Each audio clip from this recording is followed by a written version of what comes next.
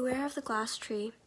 I don't have long to type this out and I don't know how to begin, but I need to warn you so you won't suffer the same fate that I did. Posting it here is the best way that I know how to get this to you. A few years ago, my great aunt Augusta passed away, and to that point, she had never missed a family gathering and kept up to date on all the family gossip and affairs. I guess she kept the will up to date as well, because there wasn't a single person in the will that didn't inherit something. I inherited the glass tree. And at first I was annoyed about it, but let's begin with the letter.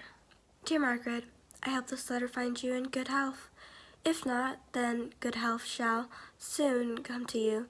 I leave you my glass tree that was gifted to me by my uncle by a fairy, which is why the craftsmanship is so high quality for its age, but also why you could not be greedy with it. Tell the tree your who's and watch your life blossom. I always believed in you and felt you had the worst luck. I hope the tree will help your dreams become a reality. Stay humble. Much love, Aunt Astedia. I looked at the tree and I was executed. It's beautiful and age-eloquated. The branches were shiny, copper color, adored, and shiny emerald-colored leaves, and along the base was jade-colored glass. On the bottom were words, behave of greed as you whisper your need, engraved into it. I placed it on my desk so I could have something to look at while I did my homework. At the time, I was staying with a few other girls in the shabby apartment, which should really have been commended, but we couldn't afford, and it was cheaper and less receptive than staying in a dorm on campus grounds.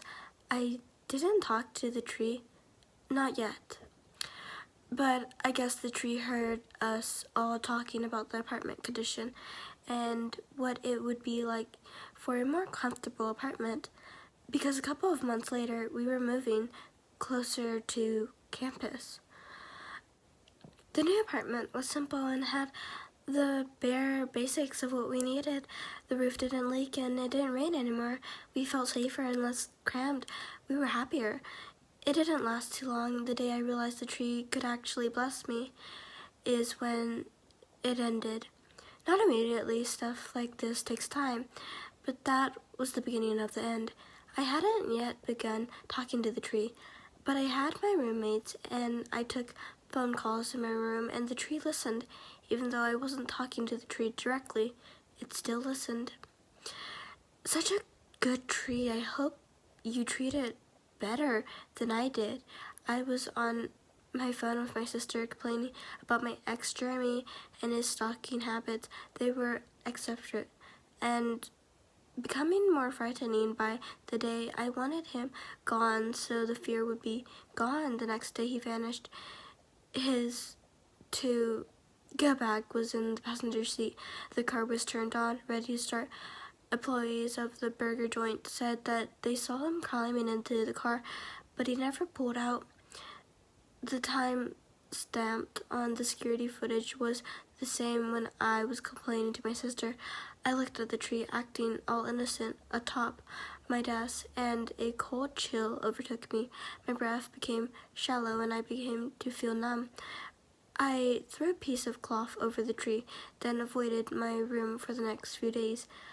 I was in a panic, afraid of my bones, because the tree had magically made him into non-existent. The tree now felt evil. I feared what it may do if I complained about my boss or anyone else. This lasted for a couple of months until I uploaded some medium that I had no intentions of talking to ever again. Have you read or seen Death Note? She asked me. I shook my head. No. She went on, in the story, if you write down a name in the notebook, the person dies. They all die the same way, and within the same time after writing their name, unless you specifically write down how you want them to die, you couldn't get too specific.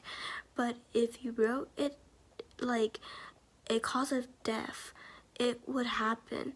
And when you know what you said, sometimes I wondered if you had told the tree that you wanted Jeremy to be arrested or transferred away from you, it would have done that instead. Why do you think the tree would have behaved like this in Death Note? I said, I wanted Jeremy out of my life, and then he vanished. I didn't say I wanted Jeremy to disappear off the face of the earth, I shouted. And that's the Fae's work. They follow things to the letter, not to the spirit. You said the tree was made by the Fae. If you say, I want $1 million, you may have a yard full of lamban rather than a pocket full of money, she said.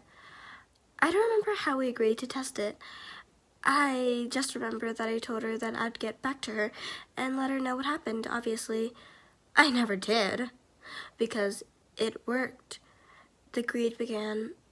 I suddenly saw the tree as his memory wharf. I had big dreams to fulfill. I was no longer afraid of the tree, now that its methods were clear. Oh, how foolish I was to think that there was nothing to fear about my wonderful glass tree. I think the medium talked to someone else about the tree because a quote-unquote collector, end of quotes, for the quote-unquote Aquasumum Museum, end of quotes, came by asking about it only a couple of weeks later. Of course, I only told them where to stick it, and I think she wanted it for herself because I couldn't find it anywhere online. No amount of money on earth could equate to the tree's potential. I wish I had accepted their offer. Then I had the chance. Maybe it will show up at the quote-unquote collector's, end of quotes, house. I didn't go around killing people with the tree, and I couldn't affect anybody who was a celebrity. I think the attention on celebrities is what protects them. It's just that the tree refused because they're a celebrity. Last night was the night that it was finally over. I sat in my new room in my 4-bedroom house that I owned all by myself, surrounded by closets of clothes that I only ever wore once, with my newly found wealth displayed on my walls for a company that never came to see.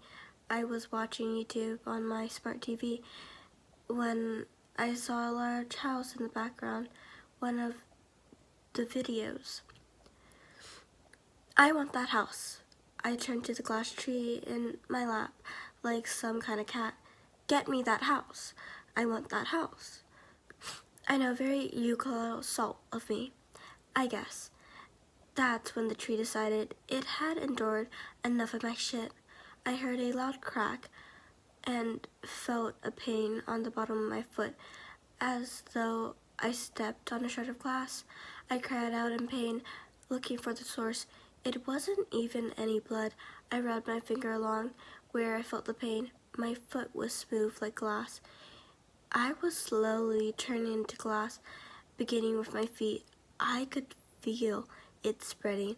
I began to panic when it got to my knee as I pleaded and begged with the tree. It stopped at my waist so far, but by midnight tonight I will be glass, I think. On the base is a clear figure of a young woman sitting with a book. It started off clear, but as I become more glass, it became more colorful. I don't know what will happen to me when I become all glass. Maybe I will shatter or crease to be. The trees allowed me till midnight to post a warning to whoever ends up with it next. I don't know how you will come across the tree, but I know somebody reading this will. When I begged for the chance to warn the world, I heard the name of this place as a soft whisper in the wind that sounded like rustling leaves. Be kind to the tree and stay humble.